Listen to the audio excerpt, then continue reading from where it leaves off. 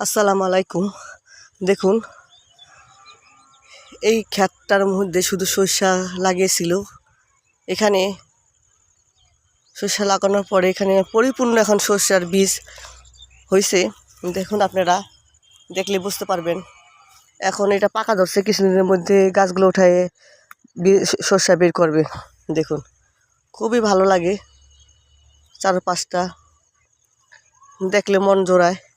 আর সরষা তো আমাদের খুবই একটা কাজে, সরষা আমাদের অনেক উপকারী একটা জিনিস।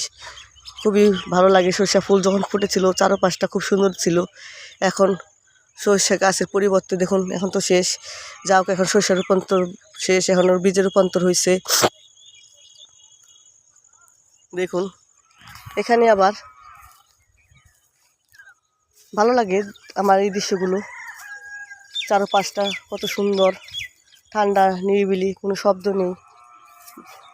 এই যে দেখুন, এখানে কত সুন্দর মিষ্টি কুমড়া, দেখতে খুব ভালো লাগে।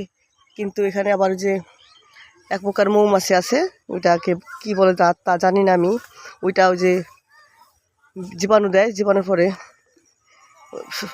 ফলটা তখন মারা যায়, ফলটা বাঁচে না যদি জীবাণুটা দেয়। এই পোকাটায় সিদ্ধ করে, তো এই জন্য। দেখুন, এখানে আবার কত সুন্দর গাছে হালি, এখানে এক্ষেত্রে আবার হালি লাগাইছে। ওই যে ধান লাগানো হয়েছে, ধানের হালি। দেখুন, খুবই ভালো লাগে সব কিছু নিয়ে। আমাদের পরিবেশ চারপাশ খুবই সুন্দর, দেখতে খুবই ভালো লাগে।